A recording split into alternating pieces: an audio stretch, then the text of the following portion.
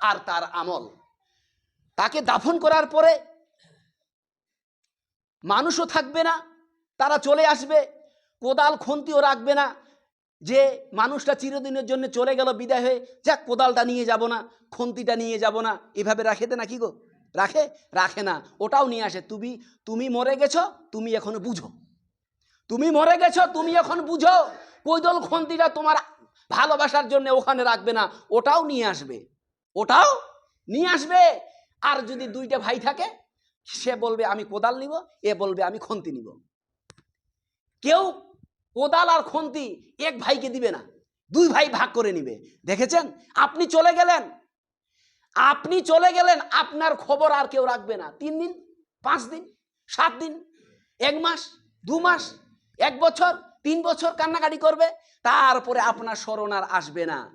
আপনি যতক্ষণ এই পরিবারে কামাই করে দিতে পারবেন, আপনি যতক্ষণ এই পরিবারে রোজগার করে নিয়ে আসতে পারবেন, আপনি যতক্ষণ এই পরিবারে টাকা পয়সা দিয়ে চালাতে পারবেন, ততক্ষণ আপনার দাম আছে, ততক্ষণ আপনার মূল্য আছে।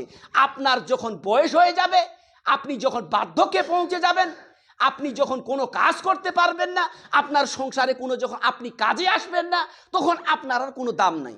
আপনি যদি কোনো কথা বলেন, বেটা এটা করতে হবে, বলছে ভেকের ভেকের করে, বুড়াটা খুব ভেকের ভেকের করে। যদি মা বলে আব্বা এই কামটা করতে হবে, বলবে মা খুব ভেকের ভেকের করে।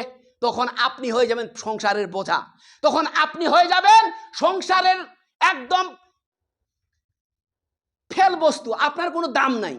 এখন আপনার শরীরে তাগত আছে, আপনি সংসারে সব কিছু মেজারমেন্ট করছেন, আপনার সংসারে আপনি এখন খুব চলছেন, আপনি টাকা অর্জন করছেন, আপনি সব কিছু করছেন, আপনার দাম আছে। আর আপনি 10 দিন পরে থাকেন না, আপনি 1টা বছর পরে থাকেন না, আপনার স্ত্রী আপনাকে কি বলে? আপনার স্ত্রী বিরক্ত হয়ে যাবে গো। 10টা দিন আপনি পড়ে থাকেন, আপনার স্ত্রী আপনার জন্য বিরক্ত হয়ে যাবে। ছেলে মেয়ে তো দূর থাক, ছেলে মেয়ে তো বাদ দিলাম। সম্মানিত উপস্থিতি, একটু চিন্তা করি, একটু মাথার চিন্তা আনি, একটু চিন্তা আনি। মরণের পরে কোনো মানুষ আপনার সঙ্গে যাবে না, আপনার সঙ্গে কোনো মানুষ যাবে না। আপনাকে যদি আপনি একটা দামি খাটে শুয়ে থাকেন, আপনি যদি একটা দামি খাটে শুয়ে থাকেন, দামি খাটে শুয়ে আছেন, সকালবেলা আপনি উঠলেন, আব্দুল্লাহ ইবনে ওমর বলছেন এই কথাটা, আব্দুল্লাহ ইবনে ওমর বলতেন, যখন সকাল পেয়ে যাবে, যখন সকাল তুমি তোমার জীবনে পেয়ে গেলে, তখন তুমি আর সন্ধ্যার জন্য অপেক্ষা করো না। তুমি ভেবো না রে নবীর উম্মতের দল, তুমি ভেবো না যে আমি সকাল পেয়েছি, রাত্রিবেলায় বালুচ দিয়ে ঘুমাবো। এটা গ্যারান্টি দিও না, এটা মনে করিও না যে আমার জীবনে এখন সকাল পেয়েছি, আমি সন্ধ্যার সময় বিছানে গিয়ে আরাম করে ঘুমাবো, আবার সকালে উঠবো, এটা কাজ করব, ওটা কাজ করব, এটা কখনো ভেবো না। আব্দুল্লাহ ইবনে ওমর এই কথাটি সবসময় বলতেন, সকাল যখন পেয়ে গেলে সন্ধ্যার জন্যে আর অপেক্ষা করো না, আর সন্ধ্যা যখন পেয়ে গেলে মনে করো না আমার জীবনে সকাল ফিরে আসবে।